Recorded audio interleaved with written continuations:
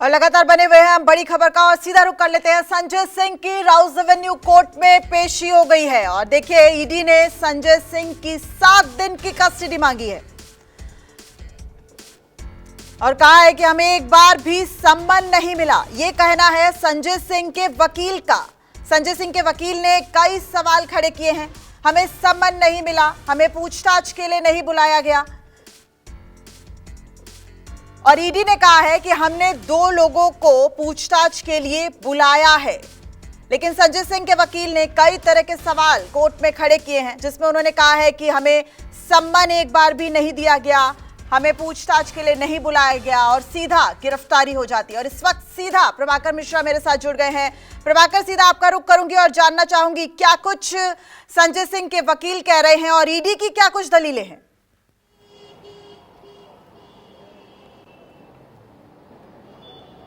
देखिए, ईडी ने पहले तो ईडी की तरफ से जो रिमांड के लिए एप्लीकेशन आया था उसमें 10 दिन की मांग की गई थी, लेकिन बाद में ईडी के वकील ने कहा कि अगर कोर्ट चाहे तो 7 दिन का रिमांड दे सकता है, मतलब 7 दिन का रिमांड ही पर्याप्त है। ईडी की तरफ से बताया गया, चूंकि ये प्रक्रिया होती है कि बताना होता है कि रिमांड क्यों चाहिए, तो उन्होंने कहा कि 2 और लोगों को हमने बुलाया है, उनको से कन्फ्रंट कराना है। संजय सिंह के वकील की तरफ से कहा गया कि बिना किसी इसके पहले एक बार भी पूछताछ नहीं की गई, सम्मन नहीं किया गया, ये सीधे सीधे इनकी गिरफ्तारी की गई है। कोर्ट ने भी पूछा कि आपको इनको बुलाया गया था, कभी समन दिया गया था, तो ईडी के पास इसका जवाब नहीं था और संजय सिंह के वकील ने कहा कि नहीं बुलाया गया था। तो कोर्ट ने एक और सवाल पूछा कि जब आप ये कह रहे हैं, ईडी ये कह रही है कि ये जो लेन देन का काम है, चूंकि ईडी ने कहा है कि जो 2 करोड़ रकम का लेन देन हुआ है और वो संजय सिंह के बिहाफ पर हुआ है, उनके घर पर हुआ है, तो कोर्ट और ईडी ने भी कहा कि ये पहले का हुआ है। कोर्ट ने पूछा कि जब ये लेन देन पहले हुआ तो आपने गिरफ्तारी अब क्यों की, चूंकि ये कोर्ट का सवाल था। ईडी ने कहा कि चूंकि अभी उनको पूछताछ के दौरान ये बात पता चली है, इसलिए अभी गिरफ्तारी हुई है। तो दरअसल रिमांड के दौरान कोर्ट के जो ट्रेडिशनल सवाल होते हैं वही सवाल पूछे जा रहे हैं कि आपको रिमांड क्यों चाहिए और आपको क्या पूछताछ करनी है, ऐसा क्या चीज रह गया है। क्योंकि कोर्ट ने भी पूछा कि आपको रिमांड क्यों चाहिए, इसलिए कि आपने इनका फोन रिकवर कर लिया है, इनका डेटा आपके पास ले सकते हैं, आपको रिमांड की, ये सारी बातें हो रही हैं। तो निश्चित तौर पर, और एक बात और अपने दर्शकों के लिए बता दूं कि जिस स्पेशल मजिस्ट्रेट के स्पेशल जज के यहाँ ये सुनवाई हो रही है, ये वही जज हैं जिन्होंने इसके पहले सत्येंद्र जैन और मनीष सिसोदिया के जमानत याचिका पहले ही खारिज कर दिया था। उन्होंने जमानत नहीं दी थी। यही मिस्टर नागपाल के यहाँ ये जज हैं, उनके यहाँ ये सुनवाई चल रही है। और प्रभाकर, देखिए इस वक्त एक और बड़ी खबर आ रही है। राउज एवेन्यू कोर्ट में ईडी का बड़ा बयान सामने आया है। संजय सिंह के घर पर हुआ है पैसे का लेन देन। इस वक्त ये दूसरी बड़ी खबर आप देख रहे हैं हमारी टीवी स्क्रीन पर। 2 किश्त में जो है वो पैसे दिए गए हैं और राउज एवेन्यू कोर्ट में ईडी का ये बड़ा बयान सामने आया है। और लगातार हमारे संवाददाता प्रभाकर मिश्रा हमारे साथ जुड़े हुए हैं। प्रभाकर, ईडी का ये बड़ा बयान, 2 किश्त में 2 करोड़ का लेन देन हुआ है, ये कह रही है ईडी। हालांकि संजय सिंह के जो वकील हैं वो ये कह रहे हैं कि दिनेश अरोड़ा, जिसके बयानों के आधार पर संजय सिंह की गिरफ्तारी हुई है, वो तो लगातार अपने बयान बदल रहे हैं। इस बयान को कैसे देखा जाए?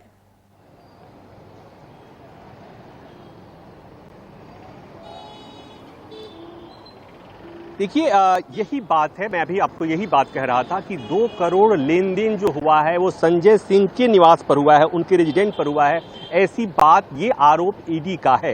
ईडी ने कहा है कि जो जांच में और जो पूछताछ में पता चली है जानकारी, उसके हिसाब से 2 करोड़ 2 इंस्टॉलमेंट में 1-1 करोड़ का दिया गया है। तो ये बात ईडी के हैं। दिनेश अरोड़ा के कर्मचारी ने बताया कि संजय सिंह के घर पर जाकर 2 करोड़ ये दिए गए और इसका डिजिटल एविडेंस मिला हुआ है। ये बात ईडी कह रही है और इसीलिए ईडी कह रही है कि जो हमें डिजिटल एविडेंस मिला हुआ है उसकी जांच करनी है। 2 और लोगों को बुलाया गया है इस मामले में, जिनसे पूछताछ करनी है और ईडी चाहती है कि इस मामले में संजय सिंह से और उन दोनों को कन्फ्रंट किया जाए, उनके सामने उनके बयानों से और संजय सिंह के बयानों का मेल कराया जाए और इसके लिए उसे रिमांड चाहिए।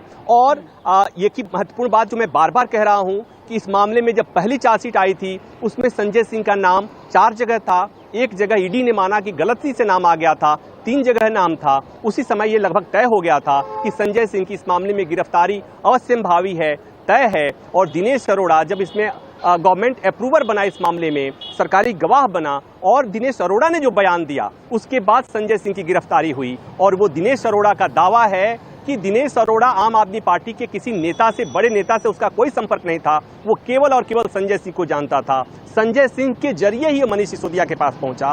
संजय सिंह के जरिए ही अरविंद केजरीवाल से उसकी बात हुई। तो ये जो संजय सिंह का मामला है वो दिनेश अरोड़ा के बयान पर निर्भर है और दिनेश अरोड़ा का ये दावा है कि ये पूरे मामले में सूत्रधार संजय सिंह हैं, वो संजय सिंह को ही जानता था। तो कुल मिलाकर ये कि संजय सिंह की मुश्किलें बढ़ रही हैं, इसलिए कि ठीक है मनीष सिसोदिया इस मामले में उनकी गिरफ्तारी इसलिए कि वो आबकारी मंत्री थे, पॉलिसी बनाने में उनका भूमिका थी, लेकिन मनीष सिसोदिया से अगर दिनेश अरोड़ा जैसे आदमी को मिलाने की बात अगर हम कहें तो वो बात संजय सिंह ही के मार्फत ये बात हुई थी। तो ये रास्ते में जो अड़चने हैं, मैं एक बार फिर कह दूं कि मनीष सिसोदिया का इसी मामले में निचली अदालत में जमानत नहीं मिली, हाई कोर्ट से जमानत नहीं मिली, सुप्रीम कोर्ट में 3 दिन से सुनवाई चल रही है। कल सुनवाई हुई थी दिन भर, आज सुनवाई दिन भर चली, सुनवाई पूरी नहीं हो सकी। अगली सुनवाई 12 तारीख को होगी। मतलब ये आसान नहीं होगा संजय सिंह का रास्ता के लिए, अब सलाखों से बाहर आने का रास्ता। अभी फिलहाल रिमांड के लिए ईडी ने रिमांड मूव किया है, 7 दिन के लिए रिमांड मिल जाएगा। जांच एजेंसी को रिमांड ऐसे मामलों में केवल अदालतें रिमांड के अवधि में कम कर सकती हैं, रिमांड के लिए सीधे मना नहीं कर सकती। तो रिमांड मिलना तय है, लेकिन रिमांड के बाद न्यायिक हिरासत और न्यायिक हिरासत के बाद क्या इतनी आसानी से जमानत मिलेगी? लेकिन महत्वपूर्ण बात यही है कि जिस समय में गिरफ्तारी हुई है उसके सियासी मायने हैं। जिस तरह से संजय सिंह पेशी के कोर्ट रूम में जाने के पहले जो संजय सिंह ने बयान दिया कि प्रधानमंत्री मोदी हार रहे हैं और इसलिए गिरफ्तारी हुई है, ये बयान उनका है, इसके सियासी मायने हैं। और बिल्कुल प्रभाकर, और यही बयान जिसका आप जिक्र कर रहे हैं, यही हम अपने दर्शकों को एक बार फिर से सुनाना चाहेंगे कि संजय सिंह की जिस वक्त राउज एवेन्यू कोर्ट में पेशी हो रही थी, उससे पहले संजय सिंह ने एक बड़ा आरोप लगाया है। क्या है वो, आइए आपको सुनाते हैं।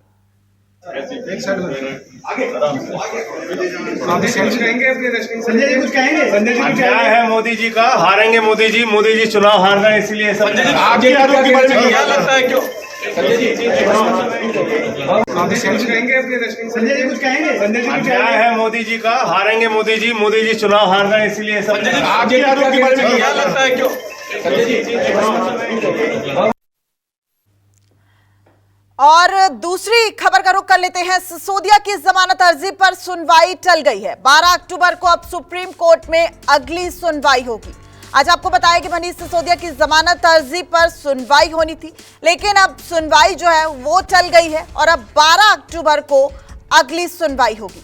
यानी एक तरफ मनीष सिसोदिया की जमानत अर्जी पर सुनवाई टली और दूसरी तरफ अब काफी हद तक ये माना जा रहा है कि संजय सिंह को ईडी द्वारा जो है वो रिमांड ईडी को मिल जाएगी और अगले 10 दिन की रिमांड ईडी ने मांगी है, लेकिन ईडी ने साफ कहा है कि 7 दिन के लिए भी रिमांड जो है वो दी जा सकती है। यानी कि आम आदमी पार्टी के 2 मेन नेताओं पर इस वक्त जो है वो लगातार तलवार लटक रही है और साफ तौर पर मुश्किलें संजय सिंह की भी बढ़ रही हैं और आगे और ज्यादा मुश्किलें बढ़ेंगी अगर मनीष सिसोदिया की जमानत अर्जी की सुनवाई टल गई है। इस पर बात करें तो इस वक्त हमारे साथ एक बार फिर से फोन लाइन पर प्रभाकर मिश्रा जुड़ गए हैं। प्रभाकर, इसे कैसे देखा जाए? मनीष सिसोदिया की मुश्किलें भी कम होने का नाम ही नहीं ले रही हैं। फरवरी से हम देख रहे हैं कि लगातार पीएमएलए एक्ट के तहत जो सुनवाई है वो होती है, लेकिन उनकी जमानत जो है वो लगातार टल जाती है। इसे कैसे देखें?